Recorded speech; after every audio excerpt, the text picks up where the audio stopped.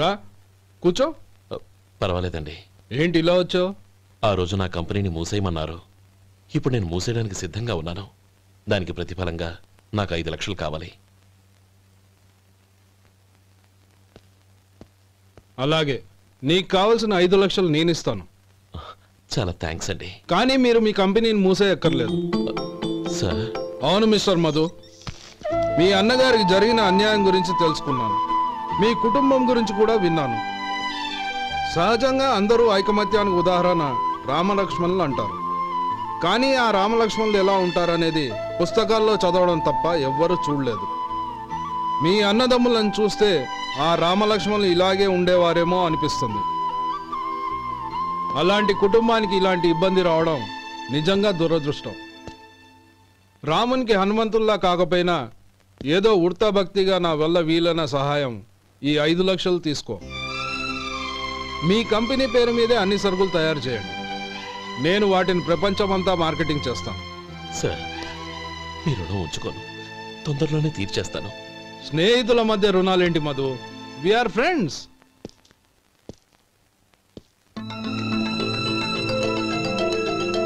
ఏంటే అక్కడ ఆగిపోయావు? రా. నువ్వు మీ అన్నయ్యని అరెస్ట్ చేయడానికి అట్టెళ్ళావు, ఆయన లొంగిపోవడానికి ఇటు వచ్చారు. అవును, యూనిఫామ్ చేత్తో పట్టుకొచ్చావేంటి?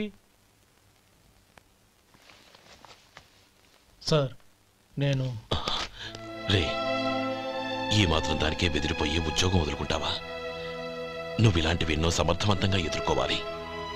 నిన్ను నేను ఎస్పీగా చూడాలి. అది కాదన్నయ్య. ఇంకేం మాట్లాడకు. ఇన్స్పెక్టర్ గారు, నన్ను లాకప్లో పెట్టండి.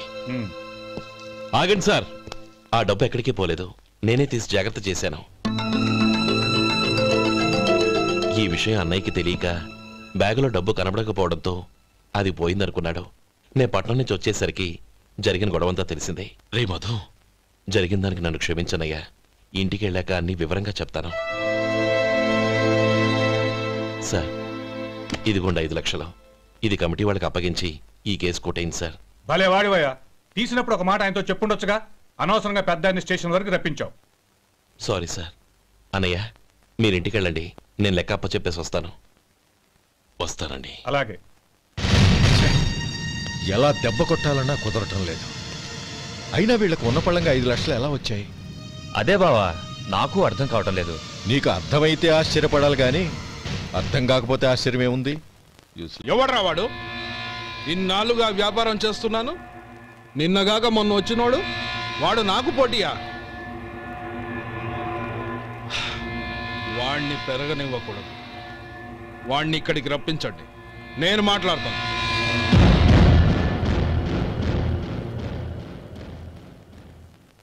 నమస్కారం అండి. రమ్మన్నారంట? నీ పచ్చళ్ళ కంపెనీ మూసేయాలి. నీకెంత కావాలి? 5 లక్షలు ఇస్తాను. చాలా? 5 లక్షలు కాదు, 50 లక్షలు ఇచ్చినా నా కంపెనీ మూయడం జరగదు. బాగా ఆలోచించుకొని చెప్పు. ఈ వ్యాపారంలో పుట్టి పెరిగినోణ్ణి, నాతో పోటీ పడకు. నా చేతి కింద 6,000 మంది పనిచేస్తున్నారు. ఆంధ్ర మొత్తం నాకు బ్రాంచులు ఉన్నాయి. నేనే మార్కెటింగ్ చేయలేకపోతున్నాను. ఆఫ్టర్ ఆల్ ఒక కుటీర పరిశ్రమలా పెట్టుకొని నువ్వెలా మార్కెటింగ్ చేయగలవు? 6,000 మంది వర్కర్స్ని పెట్టుకుని ఆంధ్ర మొత్తం బ్రాంచీలున్న మీరే నా కంపెనీ చూసి భయపడుతున్నారంటే నా సరుకులో నాణ్యత ఉందనేగా. ఆ నాణ్యత ఉన్నంత వరకు నాకెవరూ పోటీ కాదు. ఈ ప్రపంచంలో నేను ఎక్కడైనా మార్కెట్ చేయగలను. వస్తాను.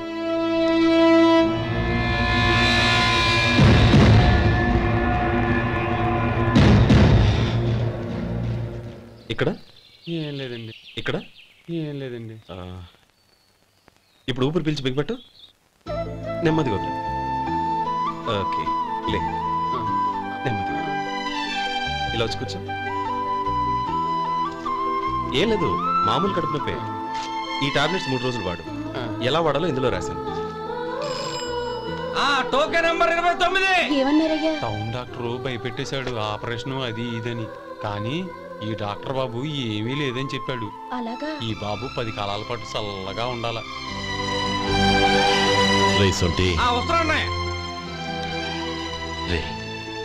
భగవంతుడి దయ వల్ల తమ్ముడు హస్తవాసి మంచిదని అప్పుడే పేరొచ్చిందిరా. తమ్ముడిని దగ్గరుండి జాగ్రత్తగా చూసుకో. పని హడావుల్లో పడి వేళకి భోంచేయడము. అబ్బే అదే లేదన్నయ్య.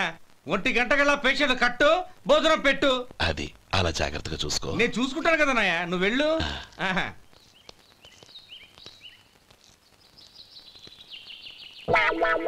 అయ్యో, ఏంటయ్యా ఉంటున్నాడా ఈ దెబ్బలు? ఏదైనా యాక్సిడెంటా? అదేం కాదండి, మరి గోరు కొరికినందుకు ఎలక్ట్రిక్ స్తంభానికి కట్టేసి ఇలా రక్తం వచ్చేలా కొట్టారండి. ఊరు కురికినందుకు ఎలక్ట్రిక్ స్తంభానికి కట్టేసి ఇంతలా కొడతారా? వాళ్ళతో మనుషులా రాక్షసులా? చాలా థ్యాంక్స్ అండి, కనీసం మీరైనా అర్థం చేసుకున్నారు. వాళ్ళు అర్థం చేసుకోలేదండి.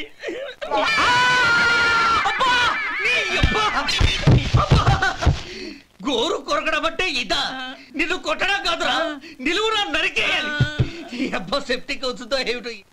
మన 2 ఊర్ల పొలిమేరలో ఉన్న ఈ మల్లికార్జున స్వామి వారి దేవాలయం జీర్ణదశలో ఉందన్న విషయం మీ అందరికీ తెలుసు.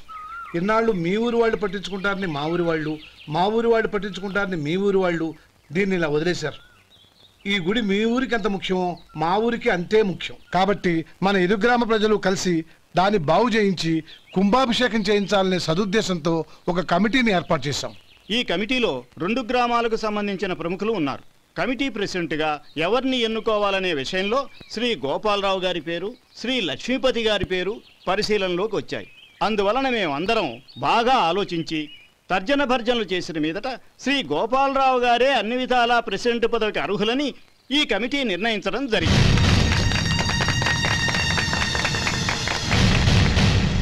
అంచేత ఈ ఉభయ గ్రామ ప్రజలు శ్రీ గోపాలరావు గారికి ఉదారంగా విరాళాలు అందజేసి ఈ శుభకార్యాన్ని జయప్రదం చేయవలసిందిగా కోరుతున్నాం. ఏంటి ఇంకా రాలేదా? ఏంటయ్యా టైం 10 అవుతోంది, బోర్డు మీద 10 గంటలను రాసింది. మీ డాక్టర్ ఇంకా రాలేదు. అసలు మీ డాక్టర్ కి టైం సెన్స్, పంక్చువాలిటీ ఏమైనా ఉన్నాయా? ఇంతకీ మీరెవరండి? నేను డాక్టర్ అమ్మని. ఓహో, మీరు డాక్టరేనా? డాక్టర్ అంటే డాక్టర్ని కాదయ్యా, డాక్టర్ని చేసుకోబోయేదానని అర్థం. అవును, నువ్వెవరు? నేను ఇక్కడ టోకన్ ఇస్తూ ఉంటానులేండి. తప్పుకోవయ్యా. అవును, మీ డాక్టర్ కి ఎవరో అన్నయ్య ఉన్నాడంట కదా, ఎలాంటోడు? ఎలాంటోడంటే అదేనయ్యా, చాలా కోపిస్తని విన్నాను. ఎందుకని అడుగుతున్నారు? ఎందుకంటావేంటయ్యా? ఆ అన్నయ్య మాట వినగానే మీ డాక్టర్ గడగడా ఉణిగిపోతాడు. అసలు డాక్టర్ చదివే తమ్ముణ్ణి అలా భయపెట్టచ్చా? తప్పు కదా? తప్పేనండి. కాని కాని నాకు మీ డాక్టర్కి పెళ్ళవని ఆ అన్నయ్య సంగతి అప్పుడు చెప్తాను. ఏం చేస్తానండి? ఏం చేస్తానా? సంవత్సరం తిరగకుండానే కవల పిల్లల్ని కని వాళ్ళ అన్నయ్య చేతిలో పెడతాను. వాళ్ళకి 5 సంవత్సరాలు వచ్చేసరికి ఆయన్ని బాగా మొట్టికెళ్ళేస్తారు. అలా నా కసి తీర్చుకుంటాను. ఈ డాక్టర్ ఎప్పుడు వస్తాడో ఏంటో. అది సర్లే కానీ నువ్వు పని చేయి. మీ డాక్టర్ రాగానే నేను వచ్చి వెళ్ళానని చెప్పు. నేను అంటే ఓ, నా పేరు చెప్పలేదు కదా, నందిని. ఏం చెప్తావు? అదేనండి, నందిని గారు వచ్చి వెళ్ళారు అని చెప్తాను. గుడ్, పైకి వస్తావు.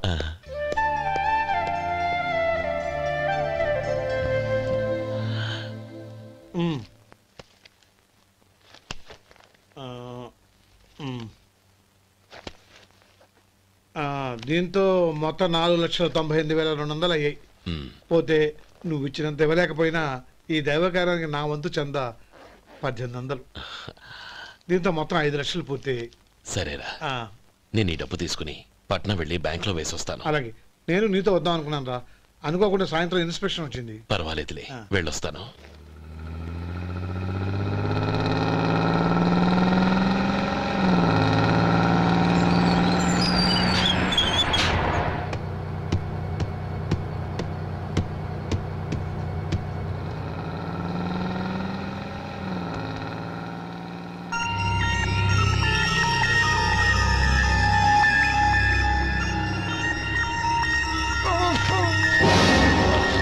అయ్యో, మూర్చా మూర్చా, బసాపండి బసాపండి.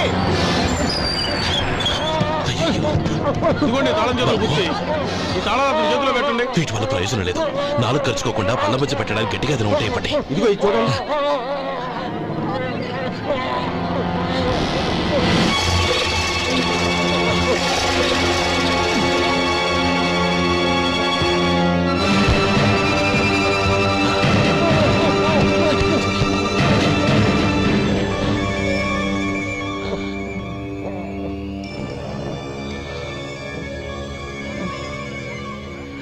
మీరు వెళ్ళి మీ సీట్లో కూర్చోండి, కొంచెం గాలాండి పడ్డి.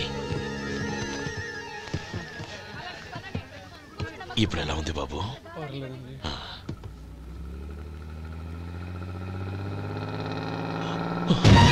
అయ్యో, నా బ్యాగ్ ఎవరైనా చూసారా? అందులో 5 లక్షలు ఉన్నాయి. నా బ్యాగ్ వెంటనే బస్ ఆపండి, ఎవరిని కింద దిగవద్దు, అందరినీ చెక్ చేయండి. నా అంచనా తప్పు కాలేదు. వాడి మంచితనమే వాడిని దెబ్బకొట్టింది. మన వాళ్ళని పంపించి గుడి తాలూకు డబ్బు కొట్టేశాడని పోలీస్ కంప్లైంట్ ఇవ్వండి. ఇప్పుడు ఆ స్టేషన్లో ఎస్ఐ వాడి తమ్ముడే. వాడే వెళ్ళి వాడి అన్నయ్యని అరెస్ట్ చేసి వీధుల్లో నడిపించుకు తీసుకురావాలి. అది నేను కళ్ళారా చూడాలి, మనసారా సంతోషించాలి.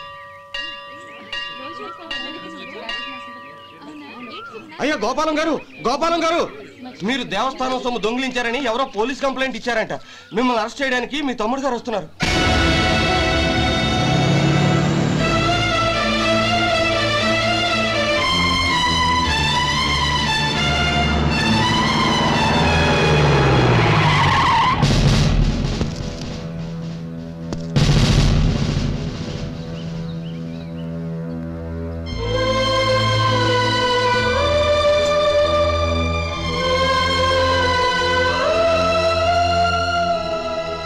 చూడు గోపి, ఎప్పుడు నువ్వు ఉద్యోగంలో చేరావో అప్పుడే తనా పరానే తేడా మర్చిపోవాలి. నేరం చేసిన వాడు నీ తమ్ముడైనా అన్నైనా సరే శిక్షించాల్సిన బాధ్యత నీది. అదే నువ్వు నీ ఉద్యోగానికి ఇచ్చే గౌరవం.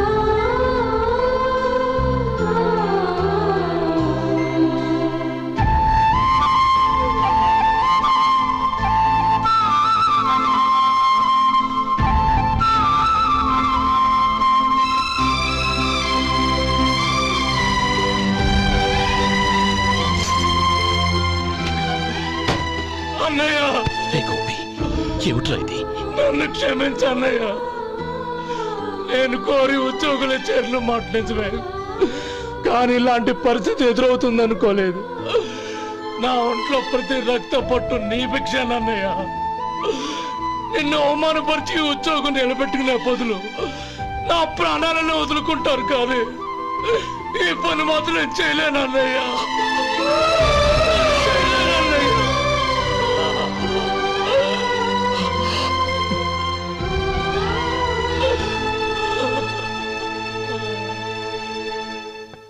ఏరా, ఇన్నేళ్లు కష్టపడి సంపాదించిన ఉద్యోగానికి రాజీనామా చేస్తావా? కనీసం నీ పెళ్ళాం ఏమనుకుంటుందోనని ఆలోచించావా? ఇందులో అనుకోవడానికి ఏముంది మామగారు? ఎండనక వాననక కష్టపడి ఓ తండ్రి కంటే ఎక్కువగా ఈయన్ని పెంచి పెద్ద చేశారు బావగారు. అలాంటి దేవుణ్ణి అరెస్ట్ చేసే ఆ ఉద్యోగం ఈయనకు అవసరం లేదు. బాగుంది. అన్నకు తగ్గ తమ్ముడు, తమ్ముడికి తగ్గ పెళ్ళాం. సరే, మీ ఇష్టం. నానమ్మా, అన్నయ్యడి. నమస్కారం అండి. ఓ, నువ్వా? రా కూర్చో. పర్వాలేదండి. ఏంటి ఇలా వచ్చావు? ఆ రోజు నా కంపెనీని మూసేయమన్నారు. ఇప్పుడు నేను మూసేయడానికి సిద్ధంగా ఉన్నాను. దానికి ప్రతిఫలంగా నాకు 5 లక్షలు కావాలి. అలాగే, నీకు కావాల్సిన 5 లక్షలు నేను ఇస్తాను. చాలా థ్యాంక్స్ అండి. కానీ మీరు మీ కంపెనీని మూసేయక్కర్లేదు. సార్? అవును మిస్టర్ మధు, మీ అన్నగారికి జరిగిన అన్యాయం గురించి తెలుసుకున్నాను. మీ కుటుంబం గురించి కూడా విన్నాను. సహజంగా అందరూ ఐకమత్యానికి ఉదాహరణ రామలక్ష్మణులు అంటారు. కానీ ఆ రామలక్ష్మణులు ఎలా ఉంటారనేది పుస్తకాల్లో చదవడం తప్ప ఎవ్వరూ చూడలేదు. మీ అన్నదమ్ములను చూస్తే ఆ రామలక్ష్మణులు ఇలాగే ఉండేవారేమో అనిపిస్తుంది. అలాంటి కుటుంబానికి ఇలాంటి ఇబ్బంది రావడం నిజంగా దురదృష్టం. రామునికి హనుమంతుల్లా కాకపోయినా ఏదో ఉడతా భక్తిగా నా వల్ల వీలైన సహాయం ఈ 5 లక్షలు తీసుకో. మీ కంపెనీ పేరు మీదే అన్ని సరుకులు తయారు చేయండి. నేను వాటిని ప్రపంచమంతా మార్కెటింగ్ చేస్తాను. సార్, మీ రుణం ఉంచుకోను, తొందరలోనే తీర్చేస్తాను. స్నేహితుల మధ్య రుణాలేంటి మధు? We are friends.